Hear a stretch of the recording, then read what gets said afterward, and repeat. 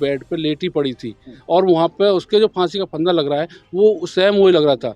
मैंने भांजी से बेटा हुआ क्या था कि पापा ने रात मम्मी को बहुत मारा है, कल को अगर बच्चे को मार दिया गया जिस तरह मेरी बहन को मारा है। आखिर ऐसी क्या वजह है पुलिस की जो कि मेरे बच्चे अभी तक है ना भी हाजिर नहीं किए जा रहे हैं।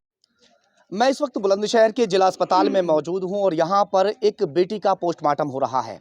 परिजनों का आरोप है कि उसे फांसी लगाकर मौत के घाट उतारा गया है। मैं जानकारी जुटाऊंगा। क्या नाम है आपका? सत्येंद्र सिंह सर। कौन से गांव के हैं आप? क्या पूरा मामला? मेरा गांव जौली भंडौली है और मैं भंडौली अगौता क्षेत्र का रहने वाला हूं। मैंने 14 साल पहले अपनी बहन की शादी कुल्ली गांव में की थी और वहां पे 14 साल से ठीक ठाक चल रहा था परिवार। लेकिन रिंकू जो उसका हस्बैंड है ममता का, उसने है ना करीब 1.5 साल से उसके अवैध संबंध चल रहे थे, जिसका नाम रेखा नाम की लेडीज है जो गुलावटी की रहने वाली है। उसके चक्कर में मेरी बहन को बहुत तड़पाया जा रहा था, कई बार मारा पीटा, गाँव में भगा दिया गया। और उसके बाद भी फिर मैं समझा मुझा करके हम 3-4 दिन पहले भी आके गए थे, हम गांव के समाज भी लेके गया था, लेकिन उसको है ना रोक रोक करके और फिर उसको परसों पीटा गया काफ़ी। उसका 9:30 बजे मुझे फ़ोन भी जा रहा था कि भैया ऐसा हो रहा है कि हम सुबह आएंगे गांव के आदमियों को लेकर के। ममता कौन लगती है आपकी? मेरी सिस्टर लगती है। हाँ। हम में सबसे छोटी बहन है, हम 3 भाई है। अब कितनी उम्र होगी ममता? ममता की 35 के एज है लगभग। तो ममता ने कभी आके यहाँ, चाची मौसी कुछ तो है यहाँ पे, हाँ। कभी आके आप लोगों से भी बताया जरूर होगा कि उसके अवैध संबंध चल रहे हैं? किसी से आपसे बताया थोड़ा हट जाइए। बताया हाँ। हाँ बताया चल रहा कि मामा की बेटा की बहू थी। मामा की बेटी की बहू से हाँ।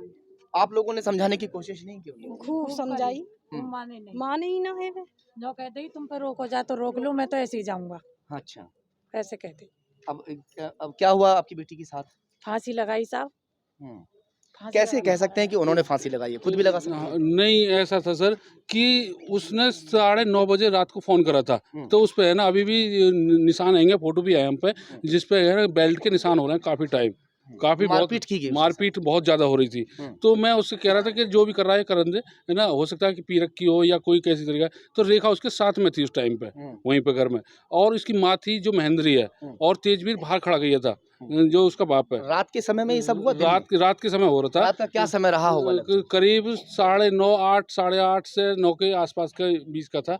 9:40 पर मेरे पे फ़ोन गया था। तो मैं उससे कह रहा मैं रुक जा तसल्ली कर, अगर तू कहती मैं अभी आऊँ तो रात का टाइम है, मैं गाज़ियाबाद से, मेरे पे कोई वाहन नहीं है, मैं नहीं आ पाऊँगा। तो फिर मैं नहीं आ करके मेरे को मैं सुबह का वेट करता रहा।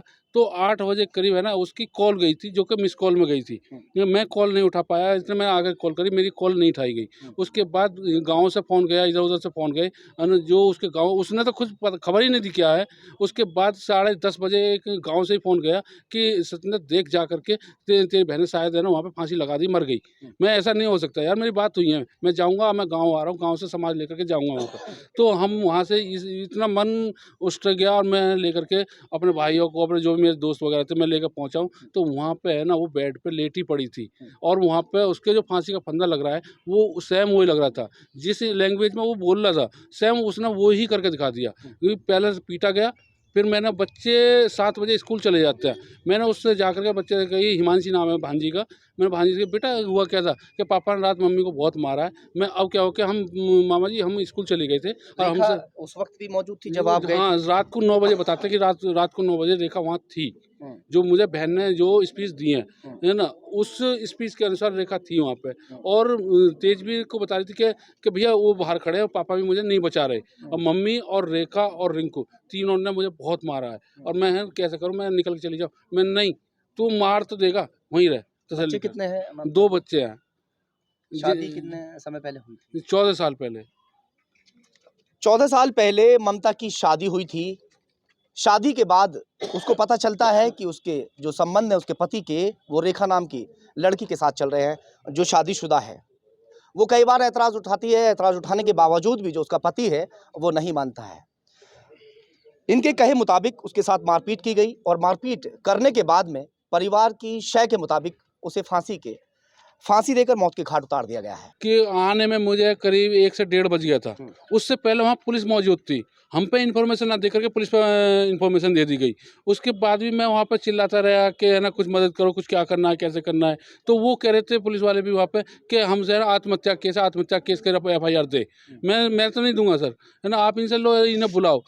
और हमसे है ना जैसे हम डेड बॉडी वहाँ लेकर के चले, ना तो हमसे पंचनामा भरवाया, वो थाने में भरवाया गया। हमने ज़बरदस्ती अच्छा, वहाँ ये पे, बताइए वहाँ उस वक्त कौन-कौन मौजूद थे जब वो पहुंचे थे परिवार के लोग? परिवार के वहाँ के उनके अपने परिवार के कोई नहीं थे सब और भाग गए थे। सब भाग चुके थे। हम्म। वहाँ पे सिर्फ 2 बच्चे मैंने देखे कि हाँ बच्चे ये खड़े है ना।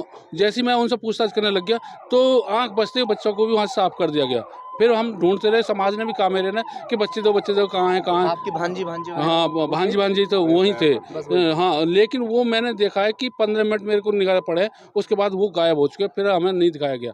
और पुलिस वालों से भी थाने में मैंने काफ़ी जाकर के मदद मांगने की कोशिश करी, तो वो कह रहे थे कि FIR हो जाएगी, ये हो जाएगा, तुम क्यों चक्कर में पड़ रहे हो। मेरे को ही प्रेशराइज किया गया और प्रेशराइज करके आप देख रहे हो कि कल 8 बजे की डेड बॉडी को और आज 12 बजने जा रहे हैं, अभी तक कोई भी सुनवाई किसी तरीका की कोई पुलिस हो वाला जाएगा पोस्टमार्टम बिल्कुल। FIR नहीं हुई क्या? FIR दर्ज करना गया है भाई। अभी है ना MLA साहब आए थे, उन्होंने वहाँ पे बोला तब जा करके FIR की कोशिश की जा रही है। अभी मैं हो ये जाएगी, FIR भी हो जाएगी, बिल्कुल हो जाएगी।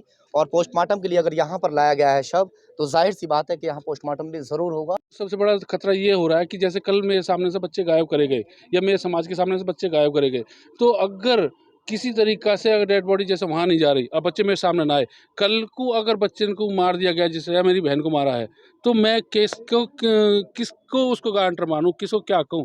मेरे को बच्चे पुलिस क्यों नहीं ला के दे रही, आखिर ऐसी क्या वजह है पुलिस की जो कि मेरे बच्चे अभी तक है ना मेरे समाज के आगे, मेरे गाँव के आगे अभी तक भी हाजिर नहीं किए जा रहे हैं।